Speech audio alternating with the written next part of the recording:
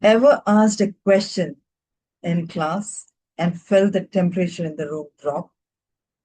I did. And it turned into one of the most embarrassing moments of my college life, but also the one that shaped my career the most. Here's what happened. Hey, I'm not a guru, not a millionaire, not your mom either. But if you're 23, confused AF about life, your job, and probably binging One Piece again is your career plan, you're exactly where you need to be. I'm just like you.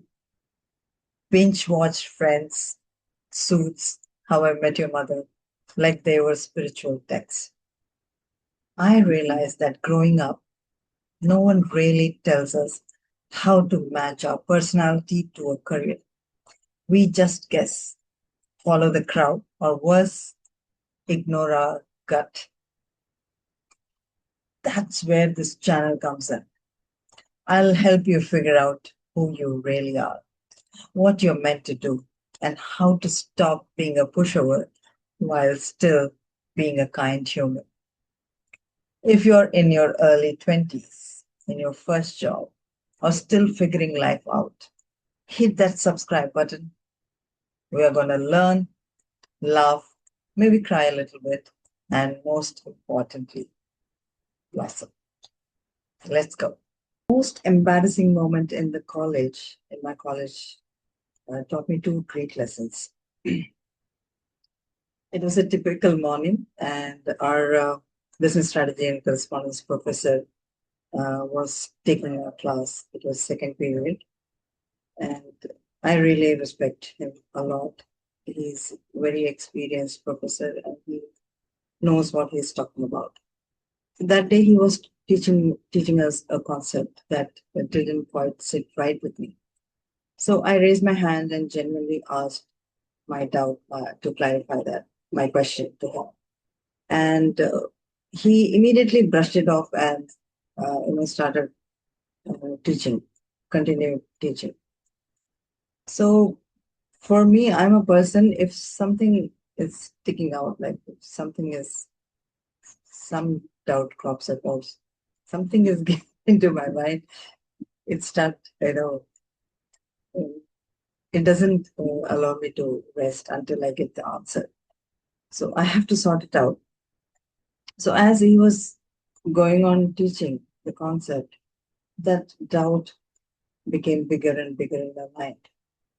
So I again raised my hand and asked the same question in a different format. And he got so annoyed. And in a stern voice, he said, "Meet me after the class in the staff room."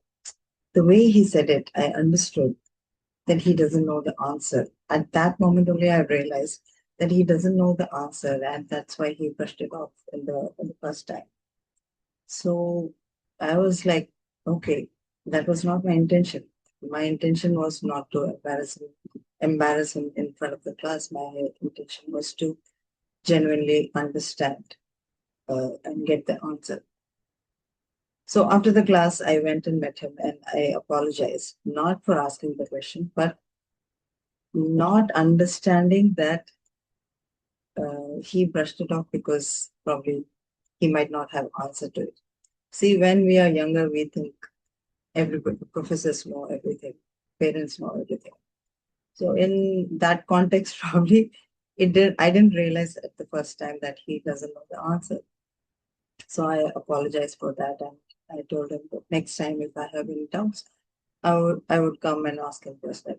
And then he said that he doesn't know, and he will look into it and he'll let me know later. So at that time, I understood.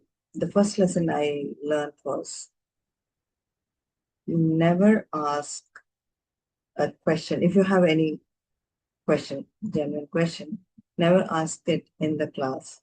It's always better to go and ask the professor separately. Second lesson, because you should know that not all the all the professors will have answers to that answer to your question. It's possible that they may not have answer to that question. Second thing I learned was, in case in future, if I ever become a leader or a speaker or a trainer or a coach, if my students or my colleagues or my subordinates or anyone, if they ask any question and if I happen to not know the answer, I would tell them, let's explore it together, or give me a day's time, I'll get back to you. So these are the two things I learned from that embarrassing moment, that even though your professors are experienced or your coaches are well trained, it is possible the kind of query or question you have, they may not have answer to that. It's possible.